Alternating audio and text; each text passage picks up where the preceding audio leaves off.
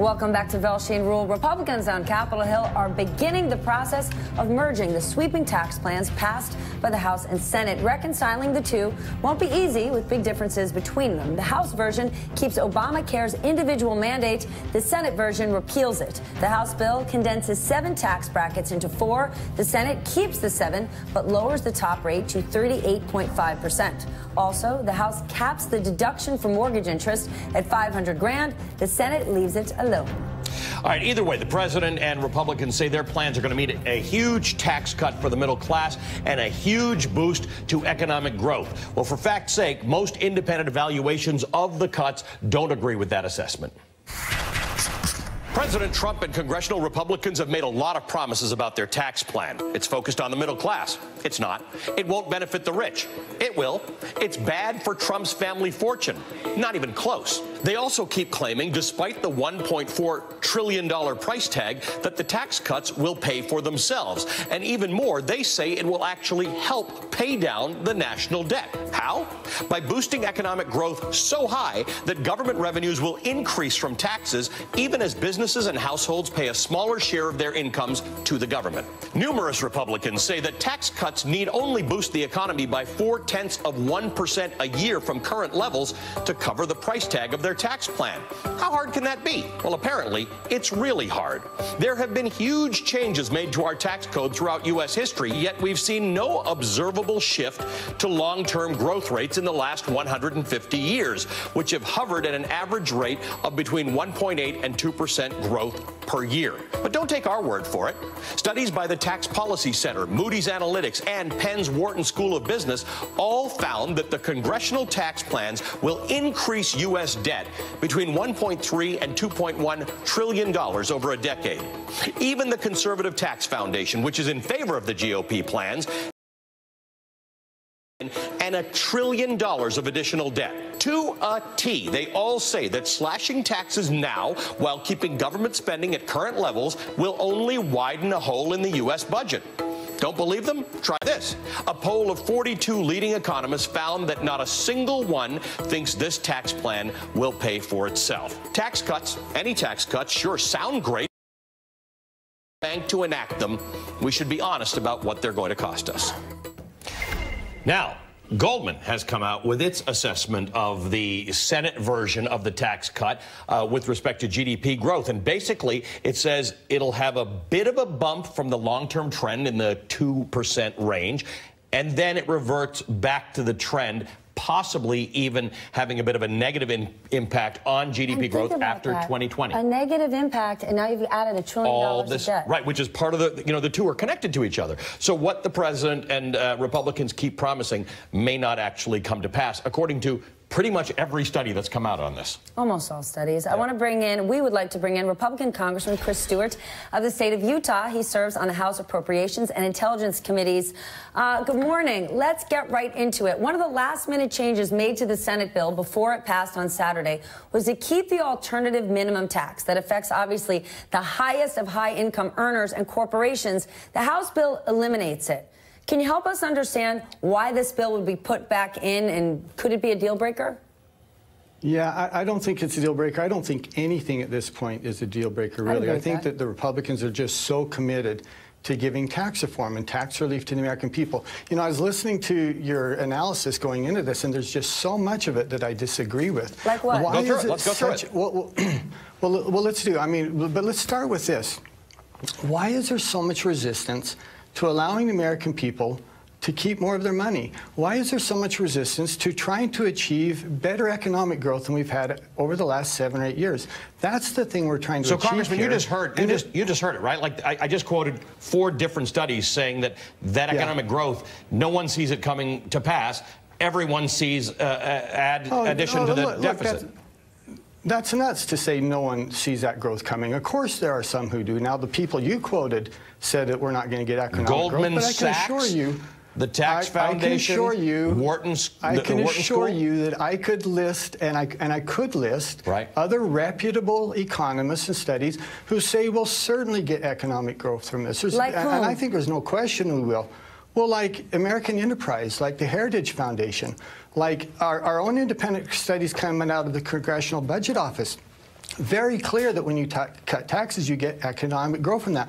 And look, you don't have to be an economist to understand this. It's common sense. If we have the highest corporate tax rate in the industrialized world, you have to know that that's not good for business. So you know that it's not. You know that that's not true, right? And when you talk about these groups you talk about, even they admit that our corporate tax rate, the effective rate's about 18.6%. It's not 35%. And even if it wasn't, we're still not the highest. Okay, it's one of the highest, and it's higher than it should be. And look, I guess we could quibble over the details, and you could list this study, and I could list another, but the American people want us to do this. So this is where I take issue with you, Chris. Wait. You've got to let me finish the sentence here. Right. What I can't let you do is just sort of pitch it. If you've listed a bunch of things you didn't agree with, so you do have to let us question those things, right? Okay.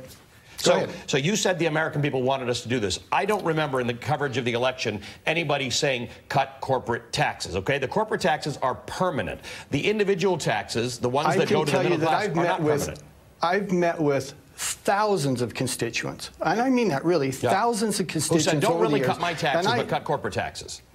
They do, because they're smart enough to realize it will cause the economy to grow. Why is it that you think that? They understand that. Corporations... And look, there's three basic principles we're trying to do here. We're trying to simplify taxes. We want people to do, and the vast majority of them will be able to do their taxes on a postcard-sized sheet of paper. Sir, that is a good thing. I 100%. We're going to allow the American people to keep more of their hard-earned income.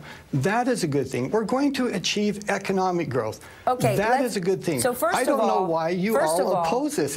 Well, let's start with something. I take issue with being referred to you all, but we'll put that aside. Number two, we're already achieving economic growth. Without a doubt, let's supercharge it. I agree with you.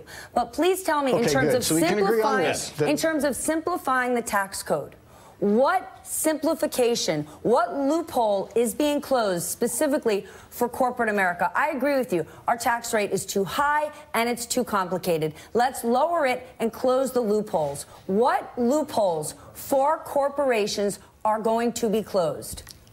Oh my gosh, there will be dozens, but I'm talking primarily. Excuse me, sir, please tell me one. There's with interest deductions, with expensing accounts, there's all sorts of deductions. Just tell me one example of a loophole that's being closed. I just did. You didn't. But primarily, we're focused on those loopholes for individuals and simplifying for individuals. Then look, I'm not arguing. Hold on. Why, wait, I'm not arguing. Then I need to finish my point.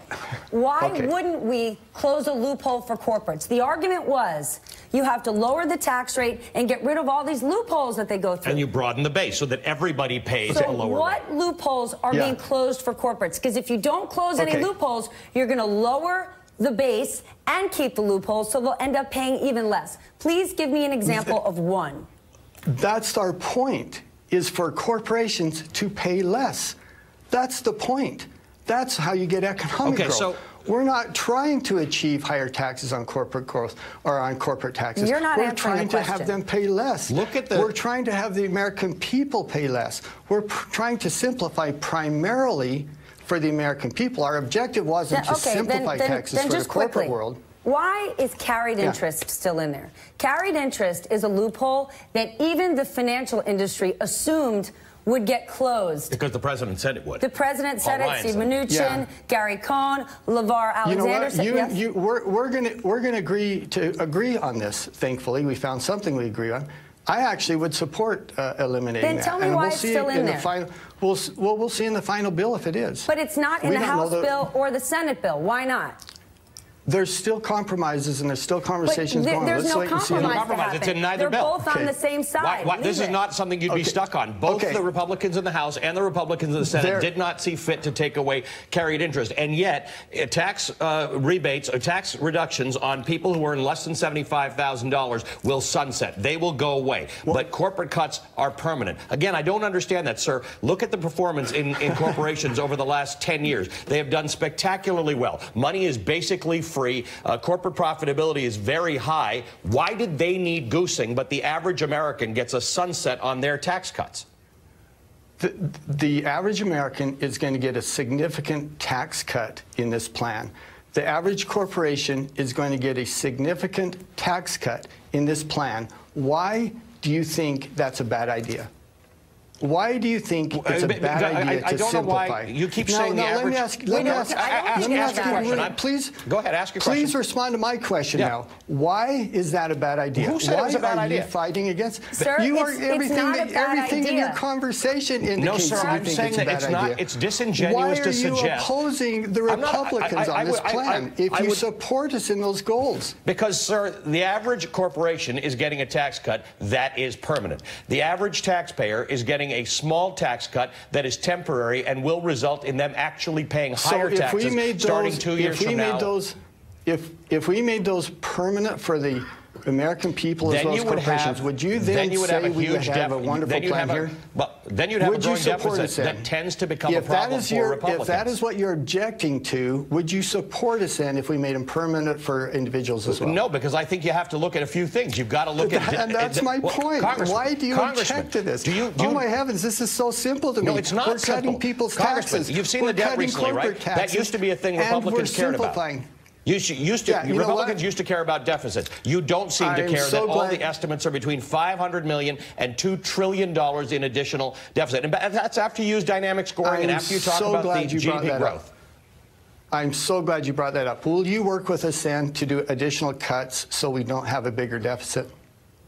Right. So the bottom line is we don't have any guarantees of that. So but my only concern, sir, is that if you're a corporation, you get the cuts. Do additional cuts, because that's how we're going to get. I'm not talking tax cuts. Well, I'm talking not at the expense. Why are we giving corporations tax cuts when you're going to cut things that regular people use and not give them permanent tax cuts? When there is a trigger. When this goes through and there's a trigger, you're going to see Medicaid get a huge cut. Okay. And that's a positive for you? That when you bump up our national debt, you're going to cut programs. Oh my gosh, you guys are so fun. This is fun for me. Look, will you work with us then to cut spending so we don't have a national debt? Because I promise you, you guys haven't been worried about our debt for a long, long time. And now with this corporate and this individual tax cuts you are. So let's talk about cutting spending. Will you work with us and agree that we need to cut spending? Why are we cutting spending to give corporate tax cuts, sir? Tell me, just explain that to me. So we don't have a deficit. Why don't you not cut the corporate taxes? Are companies in America suffering? Because it's going to grow the economy. Have you looked at corporate profitability? Because it's going to grow the economy. It's at record highs. Tell me what will happen. Do you think all these companies that are at record high equity prices and record high profitability are going to somehow say, hey, we just got a tax cut. What are we going to do? Build another factory and employ more people? Of course, they wanted to do that. They would do it now. You know what causes the picture. Demand? That's what Consumer demand causes growth, sir. Bank America Merrill Lynch did a survey this summer of CEOs. And when they were asked what they would do with that additional money, they said buybacks and dividends. Yeah. Nobody said right. And what happens to that money when it's paid out in dividends? It causes the economy to grow. Well, that's basic trickle-down economics, which we don't really have a lot of evidence of works. You're not too far from Kansas, sir. Have you seen the experiment that they tried in Kansas? They had to reverse it. When people have more money to spend, it grows the economy. That's a simple fact. All right. It's not when regular people have more money and regular people aren't getting more money out of this tax dollar. That's right. And how many people get dividends? Millions, tens of millions of regular people. Actually, the stock market benefits mostly the wealthiest people in the country. Only half of it. It's been fun talking to you. I wish we had more that we agreed on. But once again, you keep fighting, but we're going to keep saying, all right, tax cuts for middle America, simplify, that's just, we've grow the economy. Studied this over and over again. That doesn't seem to be what this is. But we thank you for your time, sir. Republican Congressman Chris Stewart of Utah is on the Appropriations Committee and the Intelligence Committee. Stand by, everyone.